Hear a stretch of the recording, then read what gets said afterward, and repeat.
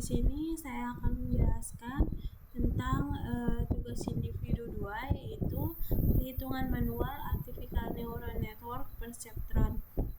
Kemudian di sini data yang saya gunakan yaitu ada dataset. Jadi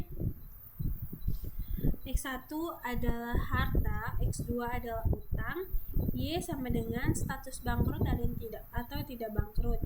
Kemudian learning rate-nya itu 0,9 dengan bobot awal W1 sama dengan min 1,8, bobot awal 2 W2 sama dengan 2,9. Di sini juga terdapat screenshot-nya. Kemudian di sini rumus pertama digunakan untuk menghitung nilai aktivasi. Jadi V sama dengan X1 dikali W1 plus X2 dikali W2, yaitu termasuk menentukan output prediksi menggunakan fungsi aktivasi. Jadi kemudian menghitung error Y dikurang Y, lalu bobot diperbarui menggunakan rumus W baru sama dengan W lama plus learning rate dikali error dikali input. Jadi di sini juga ada keterangannya.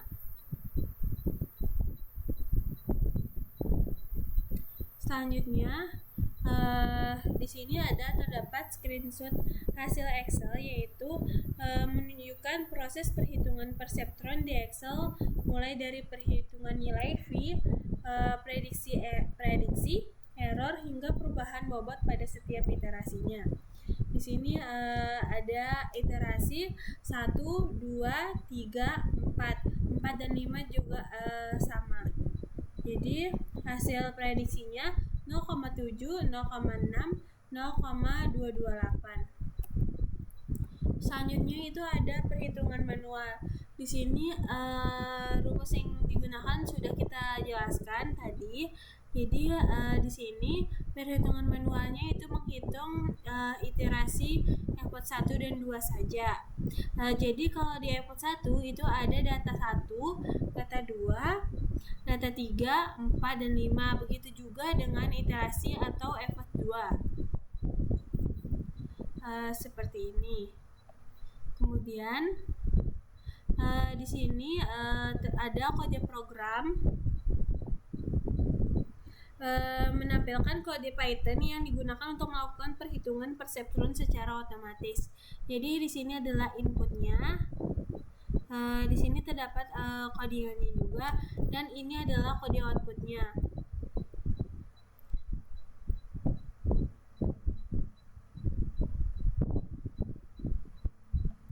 Selanjutnya di sini adalah hasil perhitungan terakhir, yaitu hasil training menunjukkan bahwa model berhasil melakukan klasifikasi data bangkrut dan tidak bangkrut. Bobot akan terus diperbarui sampai error semakin kecil.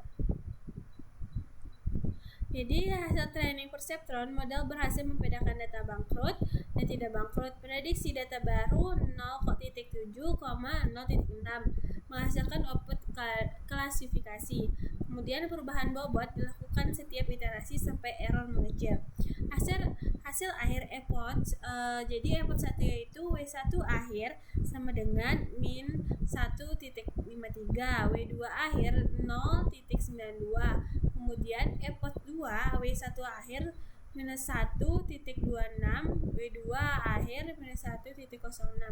Jadi kesimpulannya, pada setiap effort bobot perceptron mengalami perubahan berdasarkan nilai error. Proses training dilakukan terus-menerus sampai error semakin kecil dan model mampu melakukan klasifikasi data dengan lebih baik. Jadi kesimpulannya, berdasarkan hasil perhitungan manual dengan menggunakan Excel, metode artificial neural network perceptron dapat digunakan untuk melakukan klasifikasi data secara sederhana. Proses training dilakukan dengan menghitung nilai aktivasi, menentukan output prediksi, menghitung error, lalu memperbarui bobot pada setiap epoch. Pada epoch 1 dan epoch 2 terlihat bahwa nilai bobot terus berubah karena model masih melakukan penyesuaian terhadap data training. Semakin kecil error yang dihasilkan, maka model semakin baik dan mengenali pola data. Dari hasil akhir diperoleh perubahan bobot akhir pada setiap epoch menunjukkan proses pembelajaran perseptron berjalan dengan baik dan mampu membedakan data bangkrut dan tidak bangkrut.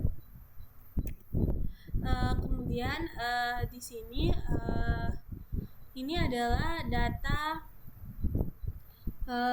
yang saya buat manual, yaitu perhitungan manualnya.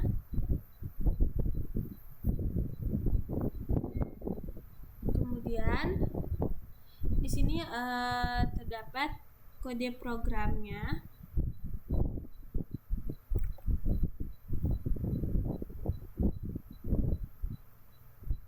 Dan ini hasil outputnya.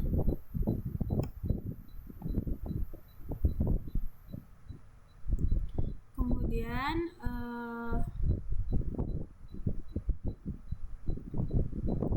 ini Excel yang saya buat.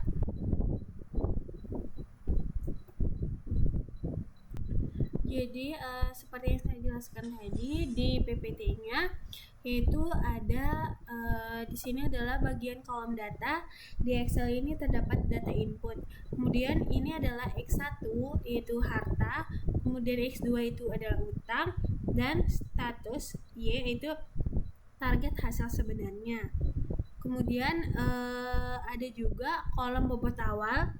Pada perhitungan digunakan W1 awal sama dengan minus 1,8, W2 awal 2,9, dan learning rate-nya itu 0,9. Kemudian threshold-nya itu 0.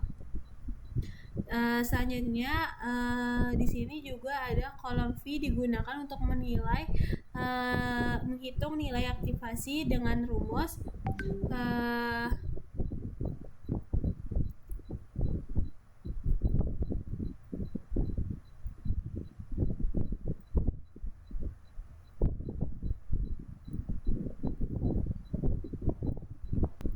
Jadi ini adalah kolom V, yaitu digunakan untuk menghitung nilai aktivasi dengan rumus V sama dengan X1 dikali W1 plus X2 dikali W2. Seperti yang ada pada contoh pertama ini, yaitu V sama dengan 1.2 dikali minus 1.8 plus 0,3 dikali 2.9 dengan hasilnya yaitu minus 1,29. Kemudian di sini ada kolom Y, yaitu setelah nilai V didapat lalu menentukan output prediksi Y. Jika V kurang dari threshold maka output sama dengan 0, dan jika lebih besar maka output sama dengan 1. Kemudian ada kolom error, dihitung menggunakan rumus error Y dikurang Y. Jika hasil prediksi salah maka error bernilai 1 atau minus 1, kalau benar maka error 0. Dan juga ada kolom update bobotnya. Di sini ada EVOT 1, EVOT 2, 3, 4, dan 5, dan hasilnya itu hasil prediksinya 0,7, 0,6, dan 0,2281. Mungkin itu saja yang dapat saya sampaikan. Terima kasih. Wassalamualaikum warahmatullahi wabarakatuh.